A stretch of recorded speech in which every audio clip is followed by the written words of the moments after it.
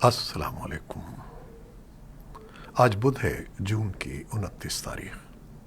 پاکستان میں اس وقت شام کے 7، بھارت میں 7:30، اور یہاں ہمارے اسٹوڈیوز کی گھڑیوں میں صبح کے 10 بج رہے ہیں۔ وائس آف امریکہ واشنگٹن کی اردو سروس سے میں ہوں خالد حمید، خبروں کے ایک بلٹن کے ساتھ۔ امریکہ افغانستان کے جنوب مشرقی علاقوں میں زلزلے سے متاثرہ افراد کی فوری مدد کے لیے $55 ملین دے گا۔ امریکہ افغانستان کے لیے سب سے بڑا عطیہ دہندہ رہا ہے، اور اس نے محکمہ خارجہ کے مطابق گزشتہ ایک سال کے دوران $774 ملین افغانستان کو انسانی بحران میں امداد کے طور پر دینے کا وعدہ کیا ہے۔ وزیر خارجہ اینٹونی بلنکن نے منگل کے روز ایک بیان میں کہا کہ امریکہ کی افغانستان کے لیے عوام کے لیے ایک پائیدار وابستگی ہے، اور ہم اپنے بین الاقوامی شراکت داروں سے اس انتہائی ضرورت کے وقت مدد کا خیر مقدم کرتے ہیں اور اس کی حوصلہ افزائی کرتے ہیں۔ جاپان کی حکومت نے بھی منگل کو افغانستان میں زلزلہ متاثرین کے لیے ہنگامی امدادی سامان کی فراہمی کے علاوہ مزید $3 ملین کی امداد کا اعلان کیا ہے۔ قائم مقام وزیر خارجہ امیر خان متقی کی قیادت میں طالبان کا ایک اعلیٰ سطحی وفد بدھ کے روز کابل سے دوحہ روانہ ہو گیا ہے، جہاں وہ امریکی حکام سے افغانستان کے بینک اثاثوں پر بات چیت کرے گا۔ وفد نے دوحہ کا سفر واشنگٹن پوسٹ کی اس رپورٹ کے بعد کیا ہے کہ بائیڈن انتظامیہ کے اہلکار طالبان قیادت کے ساتھ ایک فریم ورک پر کام کر رہے ہیں تاکہ افغانستان کو اس بات کی اجازت دی جائے کہ وہ اپنے مرکزی بینک کے ذخائر کو طالبان کے کنٹرول میں دیے بغیر ملک میں بھوک اور انسانی بحران سے نمٹنے کے لیے استعمال کریں۔ عالمی ادارہ صحت WHO کا کہنا ہے کہ جنوب مشرقی افغانستان میں گزشتہ ہفتے آنے والے زلزلے سے 3 لاکھ سے زیادہ افراد متاثر ہوئے ہیں۔ WHO نے اپنی ایک نئی رپورٹ میں کہا ہے کہ زلزلے میں 1036 افراد ہلاک اور 3669 زخمی ہوئے ہیں۔ اسی اثنا میں بدھ کے صبح شمالی افغانستان میں 4.7 شدت کا ایک زلزلہ ریکارڈ کیا گیا، جس کا مرکز بدخشاں صوبے کے جرم ضلع سے 45 کلومیٹر جنوب میں تھا۔ ابھی تک کسی جانی یا مالی نقصان کی اطلاع نہیں ملی ہے۔ ایسوسی ایٹڈ پریس کے مطابق صدر ولادیمیر پوٹن کا کہنا ہے کہ روس طالبان کے ساتھ تعلقات استوار کرنے کی کوشش کر رہا ہے، اور روس افغانستان میں تمام نسلی گروہوں کی ملک کے نظم و نسق میں شمولیت کا خواہاں ہے۔ پوٹن کا یہ بیان منگل کو تاجکستان کے ان کے دورے میں صدر امام علی رحمانوف کے ساتھ ملاقات میں سامنے آیا۔ روسی رہنما یوکرین کے تنازع کے آغاز کے بعد اپنے پہلے بیرون ملک دورے پر ہیں۔ پاکستان نے توانائی کے بحران سے نمٹنے کے لیے افغانستان سے کوئلہ درآمد کرنے کا فیصلہ کیا ہے۔ پاکستان کی وزیر اطلاعات مریم اورنگزیب نے کہا ہے کہ ملک کو توانائی کے بحران سے نکالنے کے لیے افغانستان سے کوئلے کی درآمد بہت مددگار ثابت ہوگی۔ وائس آف امریکہ سے گفتگو میں انہوں نے کہا کہ اس وقت پوری دنیا میں توانائی کا بحران ہے، جس کے حل کے لیے اسٹریٹجک پارٹنرشپ بہت ضروری ہے۔ دوسری جانب پاکستان کو کوئلے کی سستی فروخت پر سوشل میڈیا پر تنقید کے بعد طالبان کی وزارت خزانہ نے کوئلے کی برآمدات پر ڈیوٹی $90 سے بڑھا کر $200 کر دی ہے۔ پاکستان کی وفاقی کابینہ نے افغان شہریوں اور ٹرک ڈرائیورز کے لیے ویزا پالیسی میں نرمی کا فیصلہ کیا ہے۔ بدھ کو وزیر اعظم شہباز شریف نے اس فیصلے کی تفصیلات بتاتے ہوئے اپنے ٹویٹ میں کہا کہ ویزا نظام میں سہولت کا مقصد دونوں ممالک کو قریب لانا، افغان عوام کی مدد کرنا اور وسط ایشیا کے وسیع خطے میں کاروبار اور سرمایہ کاری کو فروغ دینا ہے۔ پاکستان اور افغانستان کے تاجروں نے اس پیش رفت کو خوش آئند قرار دیتے ہوئے کہا ہے کہ ویزا پالیسی میں نرمی سے دونوں ملکوں کے درمیان باہمی تجارت کا حجم بڑھے گا۔ بھارت کی مشرقی ریاست راجستھان کے شہر ادے پور میں منگل کی شام 2 مسلمانوں کے ہاتھوں ایک ہندو درزی کے قتل کے بعد صورتحال کشیدہ ہے۔ بتایا جاتا ہے کہ کنہیا لال نامی شخص سوشل میڈیا پر بی جے پی کی معطل رہنما نپور شرما کی حمایت میں مواد پوسٹ کر رہا تھا، جس پر اسے جان سے مارنے کی دھمکی ملی تھی۔ متنازع پوسٹ کے سلسلے میں ایک شکایت پر پولیس نے اسے گرفتار کیا تھا۔ اگلے روز اسے ضمانت مل گئی تھی۔ اس نے پولیس سے اپنے تحفظ کا بھی مطالبہ کیا تھا۔ رپورٹس کے مطابق محمد غوث اور محمد ریاض نامی دو افراد کپڑے سلوانے کے بہانے اس کی دکان میں داخل ہوئے اور پھر اس پر تیز دھاردار خنجر سے حملہ کیا۔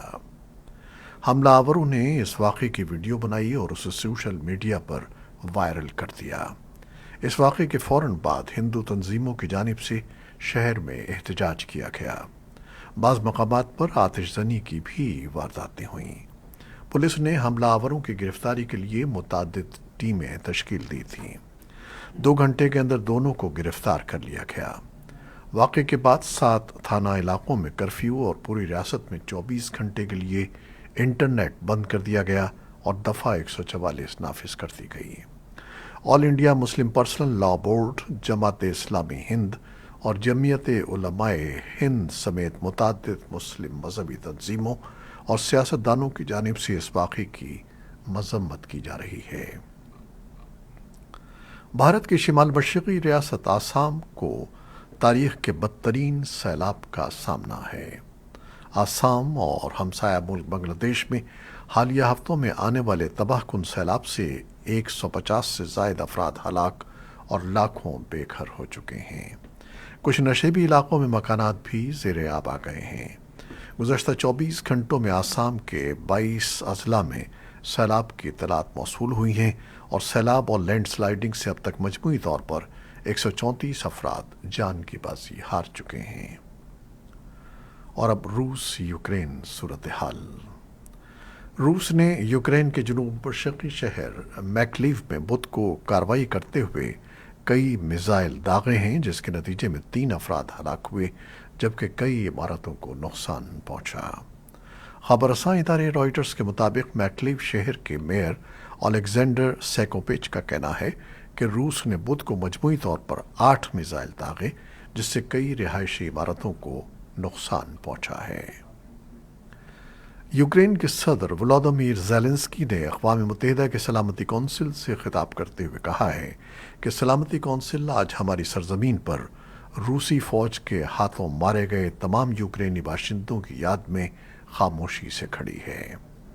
روسی وفد کے ارکان نے سلامتی کونسل میں موجود ہر شخص کو دیکھا اور کھڑے ہونے کا فیصلہ بھی کیا تاکہ وہ واضح طور پر قاتلوں کی طرح نظر نہ آئیں۔ لیکن ولادیمیر زیلنسکی کا کہنا تھا کہ سب جانتے ہیں کہ یہ روسی دہشت گردی ہے، یہ روسی ریاست ہے جو یوکرینی عوام کے خلاف چھیڑی جانے والی اس جنگ میں بے گناہ لوگوں کو ہلاک کر رہی ہے۔ زیلنسکی نے اقوام متحدہ سے مطالبہ کیا کہ وہ روس کی جارحیت کو روکنے کے لیے ادارے کے چارٹر کے موجودہ میکانزم کو استعمال کرے اور یوکرین کی سرزمین پر روسی قابضین کے اقدامات کی تحقیقات کے لیے ایک خصوصی ٹرائبیونل قائم کیا جائے۔ نیٹو کے رہنما اسپین کے شہر میڈرڈ میں ایک سربراہی اجلاس کے لیے جمع ہو رہے ہیں، جس میں یوکرین کی حمایت اور موجودہ اور مستقبل کے چیلنجوں کا سامنا کرنے کے لیے اتحاد کے لائحہ عمل پر بات چیت ہوگی۔ توقع ہے کہ رہنما یوکرین کے لیے حمایت بڑھانے پر رضامند ہوں گے کیونکہ اسے روسی حملے سے اپنا دفاع کرنا ہے۔ نیٹو کے سیکرٹری جنرل یانس اسٹولٹنبرگ نے صحافیوں کو بتایا کہ یہ اجلاس ہمارے اتحاد کے لیے ایک تاریخی اور تبدیلی کا عکاس ہوگا۔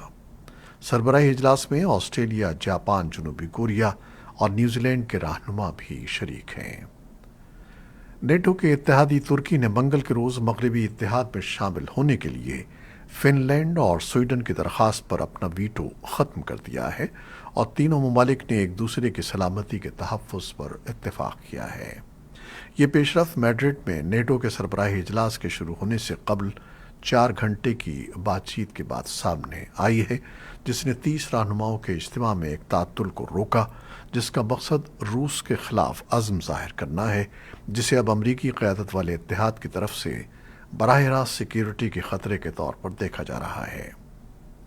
सदर बाइडन ने मैड्रिड में नेटो के रहनुमाओं को बताया कि आज वो ऐलान कर रहे हैं कि अमेरिका बदले हुए सिक्योरिटी माहौल का जवाब देने के साथ यूरोप में इज्तिमाई सलामती को मजबूत करेगा। नेटो सरबराह इजलास में यूक्रेन के लिए हिमायत के बारे में बातचीत होगी और इत्तेहाद के मौजूदा और मुस्तकबिल के चैलेंजों का सामना करने के लिए लाए अमल तश्कील किया जाएगा। बुध के रोज सदर बाइडन ने ऐलान किया कि अमेरिका स्पेन में तैनाती के लिए इजाफी बहरी जंगी जहाज भेज रहा है। पोलैंड में अमेरिकी 5वीं आर्मी कोर के लिए एक मुस्तकिल हेडक्वार्टर कायम कर रहा है, जबकि 3,000 फौजियों और 2,000 दीगर एहलकारों पर मुश्तमिल एक ब्रिगेड को शामिल किया जाएगा, जिसका हेडक्वार्टर रोमानिया में रखा जाएगा, और 2 इजाफी F-35 लड़ाका तैयारे बरतानिया को भेजे जाएंगे। व्हाइट हाउस के कौमी सलामती के मुशीर जेक सलिवन ने बताया है कि अमेरिका के सदर जो बाइडन और चीन के सदर शी जिनपिंग आइंदा चंद हफ्तों में मुज़ाकरात करेंगे, लेकिन G7 के सरबराह इजलास के फ़ौरन बाद नहीं। इसी असना में सिफारती ज़राए ने बताया है कि अमेरिका और चीन के आला सिफारतकार आइंदा माह G20 के वजारती इजलास के मौके पर बाली इंडोनेशिया में साइडलाइन मुलाकात करेंगे। मेक्सिको के सदर लोपेस ओब्राडर ने कहा है कि पीर को इंसानी स्मगलिंग के एक वाक़े में मरने वालों की तादाद मंगल को बढ़कर 51 हो गई है। तारिकीन वतन टेक्सास के शहर सान एंटोनियो में एक ट्रैक्टर ट्रेलर के अंदर हलाक हुए, जहां दर्जे हरारत 103 डिग्री फ़ारेनहाइट तक बढ़ गया था। अमेरिका और मेक्सिको की सरहद के साथ इंसानी स्मगलिंग के हालिया मौलिक तरीन वाक़यात में से ये एक था। टेक्सास से अमरीकी ऐवान के नुमाइंदे हेनरी केबलर ने एसोसिएटेड प्रेस को बताया कि ट्रक ड्राइवर और दीगर 2 अफराद को गिरफ्तार कर लिया गया है। अमरीकी हुकूमत के मुशीर तजवीज़ कर रहे हैं कि इस मौसम ख़ज़ा में इस्तेमाल होने वाले कोविड बूस्टर शॉट्स को कोरोना वायरस की हालिया मुख्तलिफ हालतों से बेहतर तौर पर मैच करने के लिए तब्दील किया जाए। फूड एंड ड्रग एडमिनिस्ट्रेशन की जानिब से चंद दिनों में हतमी फैसला मुतवक्के है और उसे तब्दीली के लिए सही तरीक़ाकार तय करना होगा। फाइज़र और मॉडर्ना टेस्ट शुदा शॉट्स को ओमिक्रॉन के ख़िलाफ़ अपडेट कर रहे हैं, जिसके केसेस में गुज़श्ता मौसम सरमा में इजाफ़ा हुआ था, लेकिन वो शॉट्स पहले ही किसी हद तक पुराने हो चुके हैं और अब ओमिक्रॉन की मुख्तलिफ शक्लों के साथ बड़ा ख़तरा सामने है। मशहूरों ने कहा कि उनके पास कोई क्रिस्टल गेंद नहीं है जो ये बता सके कि इस मौसम ख़ज़ा में कौन सी किस्म फैल सकती है। ये थी वो ख़बरें जो फेसबुक लाइव पर हमने आपके लिए पेश की। हमारी वेबसाइट, यूट्यूब और पॉडकास्ट पर यह बुलेटिन आपके लिए पोस्ट कर दिया जाता है। आप हमारे बुलेटिन को शेयर करते हैं और अपने कमेंट्स में अपनी मोहब्बतों का इजहार करते हैं, जिसके लिए हम आपके बहुत ममनून हैं। अपनी इन मोहब्बतों को जारी रखिएगा। कैमरामैन सैयद असफर इमाम के साथ खालिद हमीद को इजाज़त दीजिएगा। अल्लाह हाफ़िज़।